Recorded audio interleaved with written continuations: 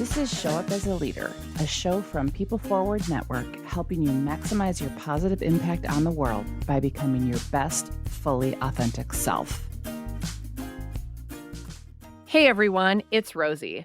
I'm super excited to have my friend Chris Johnson bring her new series, The Leadership Pause, to the show.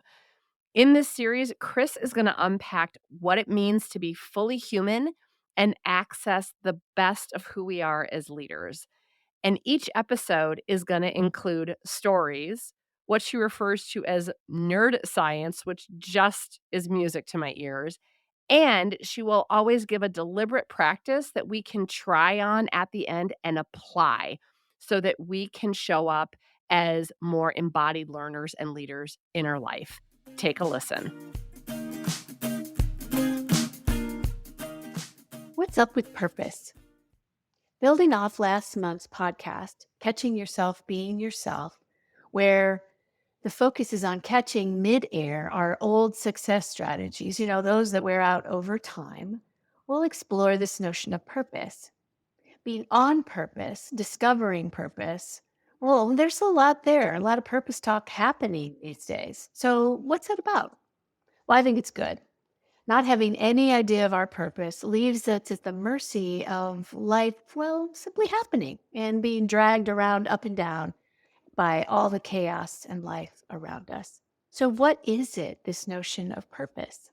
Ultimately, it's a definitive statement about the difference you're trying to make. Simply put, purpose answers the questions of our existence.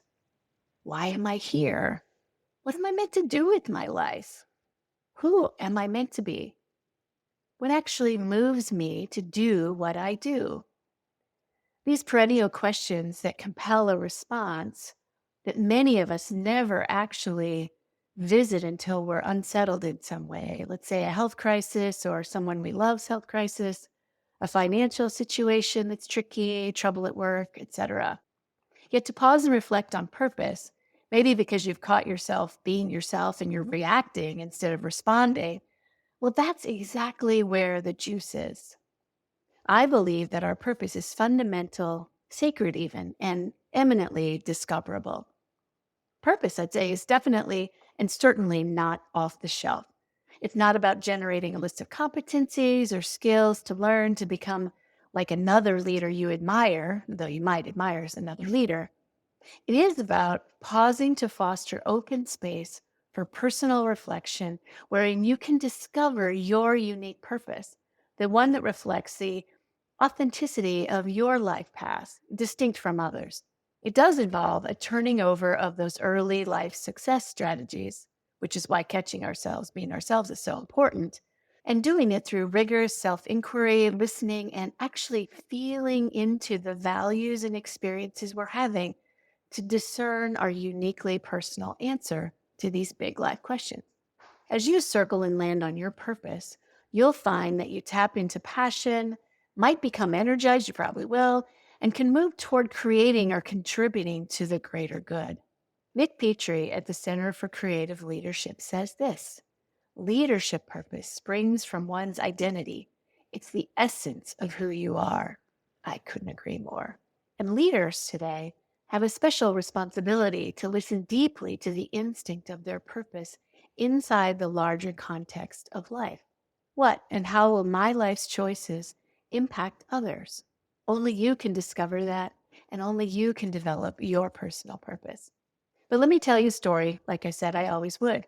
This is a story about Andy Swindler. I met Andy through Conscious Capitalism in Chicago. He later helped me set up my website at Q4 Consulting. And then a bit after that, he participated in one section of a mindful course, an 8-week course designed to explore using mindfulness in everyday life, including and especially at work. So back to Andy and pausing. Back in 2015, Andy was paying attention. And on reflection, he realized that it really all started for him back in 2007. That's when he was just beginning to gain clarity as a tech entrepreneur, that he wanted to bring more empathy into the world, particularly by evolving how we connect in this VUCA, volatile, uncertain, complex, ambiguous world, how we connect in this VUCA world via technology, which can be very disconnecting. We found that out a lot in COVID. So, leaving his first company, Aztec, Andy committed himself to pausing and taking the time, about 4 years in fact, to really explore his purpose and to study generative business methodologies. He also took up new deliberate practices, including mindfulness, nutritiously eating, working with a trainer, those practices that he could lean into as he moved more deeply into living out his purpose. You see, Andy had long believed in the promise of technology to bring people together across differences. To hear him tell it, he envisioned, quote, vast conversation networks where people could meet in intimate groups rather than talking past each other, which is how he viewed our collective state of using technology. As Andy sussed out his purpose, he zeroed in on listening within. His purpose? Quote, to unify humanity by bringing hearts together, end quote. However, even with the clarity about his purpose, Andy realized that we can't rely entirely on technology to activate human connection. It's more about how we meet with each other. For Andy, it all boiled down to one core capacity: holding space for people to be truly seen and heard. Moving toward his purpose involved collaborating with others to co-create a new business in 2019, Feel Real, a benefit corporation, which he deployed building on his 20 years of hard-won practical experience as an entrepreneur. In fact, here's what Andy had to say. Quote, empowering and scaling the craft of holding space is the most sustainable path we see to reach the vision of a just and sustainable world, where authentic relationships are a priority for humanity, where we slow down and are present to create a joyful future of holistic well-being, end quote. At Feel Real, Andy and his team cultivate and curate a trusted network of hosts, aka space holders, who are skillful at holding space for deep conversations and supportive community.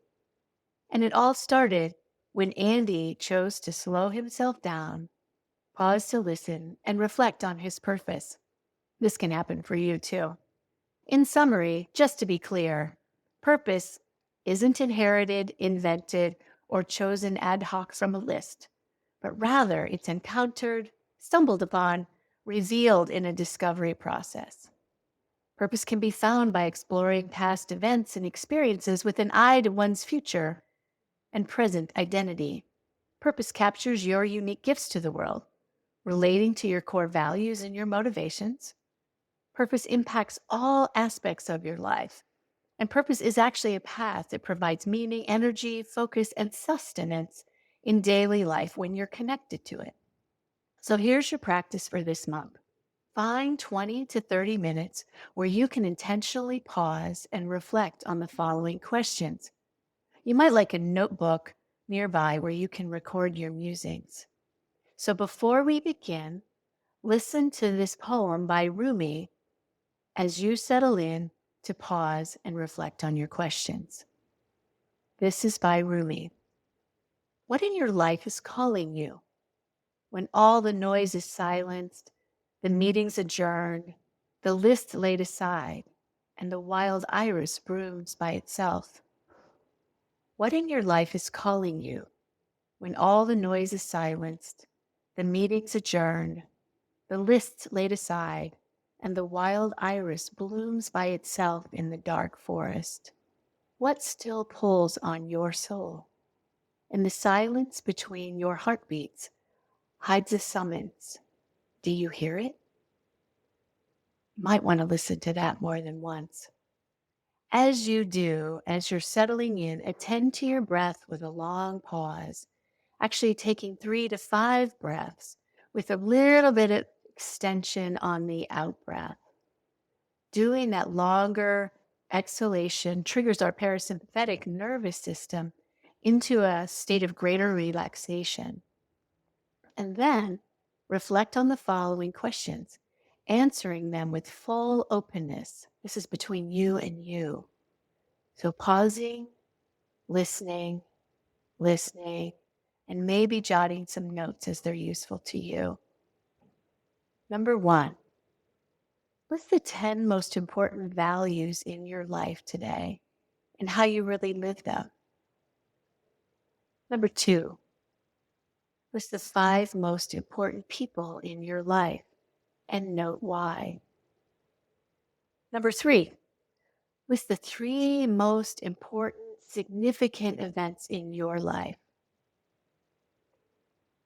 Number 4, list the 5 biggest problems, concerns, and issues in your neighborhood, your community, your state, even the world that you'd like to take action on in your lifetime. Number 5, list 5 times when and where you felt most at home, in the best place, or when you knew that the best of you was drawn out.